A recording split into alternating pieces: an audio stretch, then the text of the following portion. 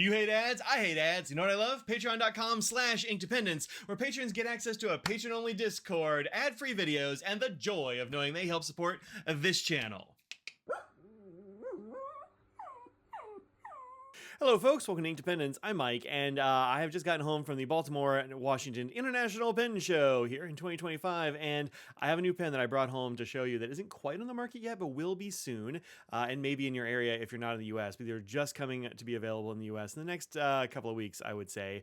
This is the Benu Euphoria, the Neptune's Reach version, which is a hand-painted pen that you can find on benupen.com, so you'll see that recently, but this is the brand newest thing from Benu, and this is the Pixie.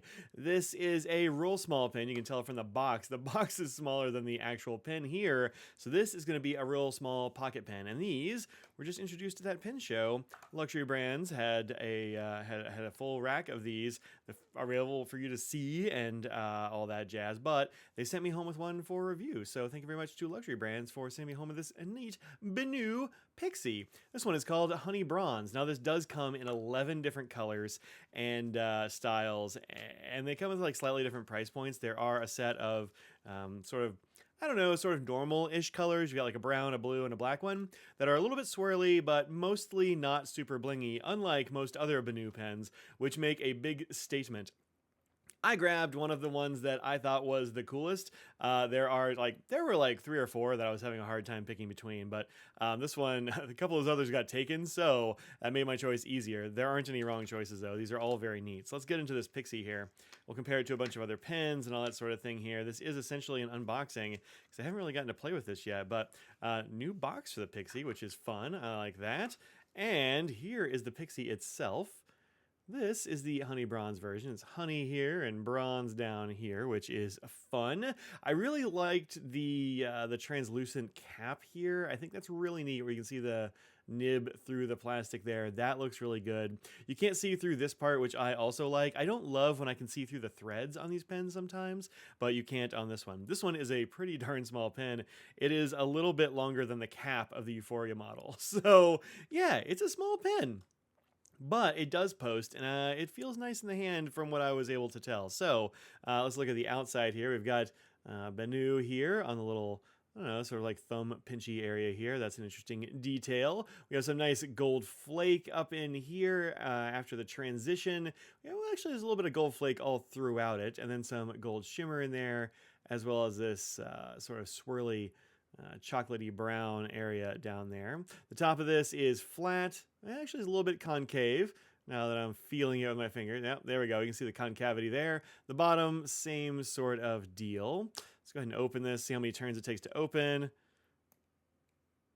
1, 2, 3. 3 turns to open it. So not the quickest opening pen around with 3 turns. That's a few for a pocket pen.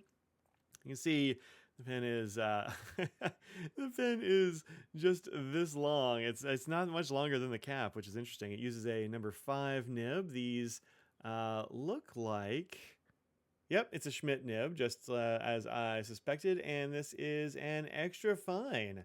All right, that's not a bad nib to have on a pocket pen. There weren't very many choices. There were only the ones that they had there, and that is fine.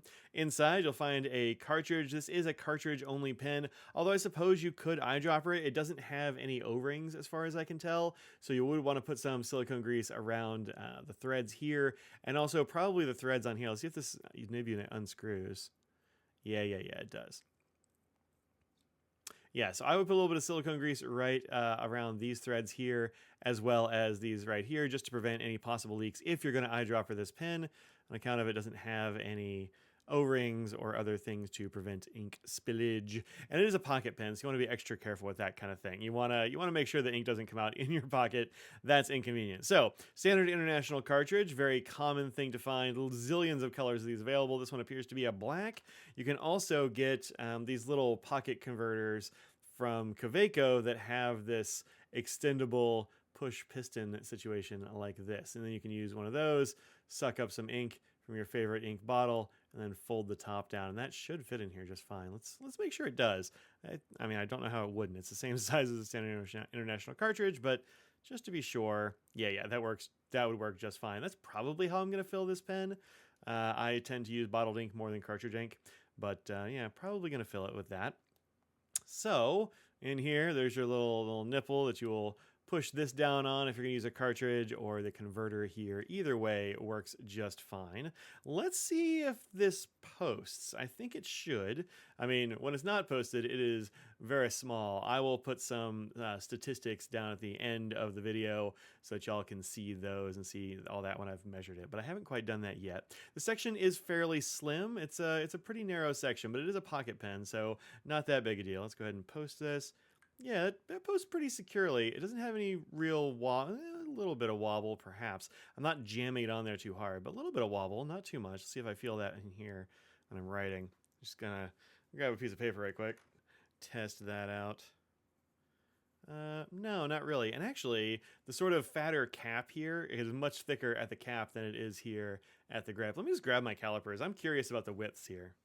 Okay, so we've got the 0 zeros there. Let's see here. At the narrowest area, we have 0.36 millimeters. No, 0.36 inches. Let's do it in millimeters. That's easier for these small numbers. All right, so 9.2. That's actually not bad. Up to 10.9 up here at the top. So that is pretty good. I think right here in the middle of it, I tend to hold kind of here-ish. That's probably gonna be about 10, huh? That's good. Yeah, all right. Yeah, actually it's dead on 10 where I just put the calipers right there. So that's pretty darn good. All right, cool. Yeah, 10 millimeters is right around my preferred width, and this feels good. The cap up here is significantly thicker, and that sits against your hand. That's, let's see, 17.2 millimeters. I think it's about the biggest area. Well.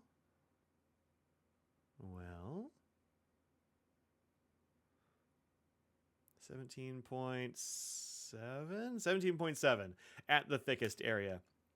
So yeah, that seems good. And the way that it's kind of more bulbous back here means that it fits in the in the sort of web of your fingers there, and it gives it some thickness there, and gives you, I don't know, it makes it feel like a full-size pen really, instead of being a little bitty pocket pen. So that's cool. So you have this little number 5 nib.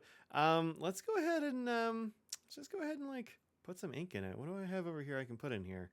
This is an extra fine nib, so I don't want to put in anything with shimmer, because that's pretty fine. Let me root around a sec. All right, I'm gonna stick a Kobe ink in here. It's March, so I want to put a green ink in here, and I haven't used this one in a little while, so let's try this one. This is Kobe number 43. This is Science City Fresh Green. That ought to be nice for a little St. Patrick's Day action from this honey bronze pen. All right, we didn't get a whole lot of ink that time. Let's do this again. There we go.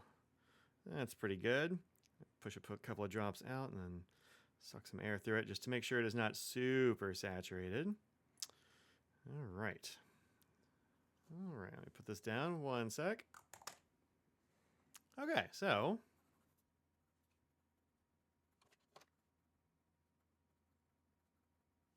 all right, that writes nicely. I don't know if I'm going to keep this one in here. It might be a little light for this extra fine nib. I had a feeling it might be a little light, but I went with it anyway. It writes nicely. It's very smooth, no scratchiness, but it is an extra fine, so that will sort of limit the amount of ink that's going to hit the page anyway there. And this might be a little bit too light for me. So we'll see how that goes. But I'll do some more writing with this one for sure over time. But I wanted to show it next to some other stuff. Oh, the cap came off there. There we go. Let's push it on a little bit harder. Oh, that's way better. I was being real gentle with it before. So let's see how we got here. Yeah, it feels good. Now that I've pushed it on there harder, it's not popping off like that. So I'm just gonna, give it just a little bit extra push, and it won't wobble or fall off. I was being real gentle with it, so great. All right, cool. Did I get any marks on the back of it from pushing it on there? I was a little worried about that because it is just acrylic on acrylic. So yeah, no, I don't see any scuffs or anything. Still very, very shiny. All right, cool. Well, we'll see if I keep this green in here. It might end up being a little bit too light for my purposes, but we'll see. Extra fine nib is not what I'm used to using, so that's pretty cool. I think for a pocket pen, though, that's a perfectly good size, because often we're writing on things that are substandard papers when we're kind of out on the go, and an extra fine nib is less likely to be super wet or bleedy. So we'll see how that goes. Yeah, thanks very much for watching. This is, oh wait, we got to show it next to some other pens. Hold on. I almost forgot to do this part. All right, let's go ahead and put the Benu in here next to it. All right, so there we go. Here it is next to a bunch of other pocket pens, as well as the full-size Euphoria pen here from Benu, and also our TWSBI Eco, which probably everybody has at least one of in their collection. So there's the Benu Pixie. Here is the Good Made Better Jester, which is a newish pocket pen. Also the Schoen Design Smultum and the Schoen Pocket 6. And, aha, let's trade that out there for this one. This one is the Kaweco Sport, which probably everybody has as well. So a little bit shorter than these other than the Kaweco, but right about the same as the Jester here and the Pocket 6. So that's pretty good. Both of those have the much larger nib. Let's go ahead and look at them with the caps off just to see what we got going on here. And also I'll post the pocket pens because they're meant to be.